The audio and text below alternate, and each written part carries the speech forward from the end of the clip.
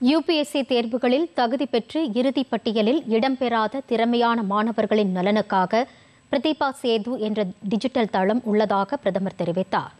இந்த தளம் குடிமைப் பணிகள், பொறியியல் மற்றும் மருத்துவ தேர்வுகளின் அனைத்து நிலைகளிலும் தேர்ச்சி பெற்றும் இறுதிப் பட்டியலில் இடம்பெறாத ஆயிரக்கணக்கான மாணவர்களின் தரவு தொகுப்பை கொண்டுள்ளதாகவும் கூறினார்.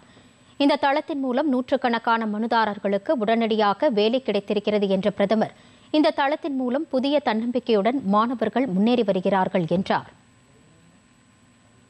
யுபிஎஸ்சி தேர்வுகளில் தகுதி பெற்று இறுதிப் பட்டியலில் இடம்பெறாத திறமையான மாணவர்களின் நலனுக்காக பிரதிபா சேது என்ற புதிய டிஜிட்டல் தளம் உருவாக்கப்பட்டுள்ளதாக பிரதமர் தெரிவித்தார். இந்த தளம் குடிமைப் பணிகள், பொறியியல் மற்றும் மருத்துவ தேர்வுகளின் அனைத்து நிலைகளிலும் தேர்ச்சி பெற்றும் இறுதிப் பட்டியலில் இடம்பெறாத ஆயிரக்கணக்கான மாணவர்களின் தரவு தொகுப்பை கொண்டுள்ளதாகவும் கூறினார்.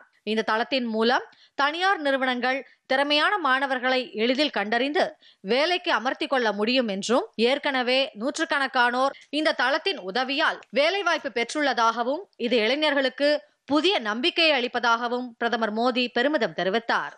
यूपीएससी का नाम तो जरूर सुना होगा. ये संस्था ஆயிரக்கணக்கான தகுதியுடைய விண்ணப்பதாரர்கள் இருக்கின்றார்கள். அவர்களுடைய உழைப்பும் கூட யாருக்கும் சளைத்தது அல்ல. என்றாலும் கூட மிகச்சிறிய இடைவெளி காரணமாக அவர்களால் இறுதிப் பட்டியலில் இடம்பெற முடிவதில்லை. இந்த போட்டியாளர்கள் பிற தேர்வுகளுக்கு புதியதாக மீண்டும் தயார் செய்து கொள்ள வேண்டியிருக்கிறது. இதிலே அவர்களுடைய நேரமும் பணமும் இரண்டுமே விரயமாகின்றன. ஆகையால் இப்படிப்பட்ட புத்தி கூர்மையுடைய மாணவர்களுக்கெனவே பிரதிபா சேது என்ற ஒரு டிஜிட்டல் தளம் உருவாக்கப்பட்டிருக்கிறது. பிரதிபா சேதுவிலே பல்வேறு போட்டியாளர்களின் தரவுகள் இடம்பெற்றிருக்கின்றன.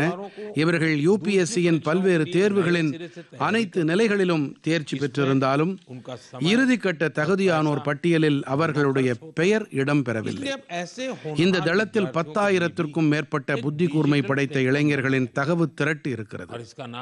சிலர் குடிமைப்பணி தேர்வுகளுக்கான தயாரிப்புகளில் ஈடுபட்டிருக்கலாம்.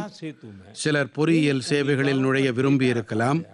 சிலர் மருத்துவ சேவைகளின் அனைத்து நிலைகளையும் கடந்திருந்தாலும் இறுதி கட்டத்தில் தேர்வாகாமல் போயிருக்கலாம். இப்படிப்பட்ட அனைத்து விண்ணப்பதாரர்கள் பற்றிய தகவல்கள் இப்போது ऐसे सभी उम्मीदवारों की जानकारी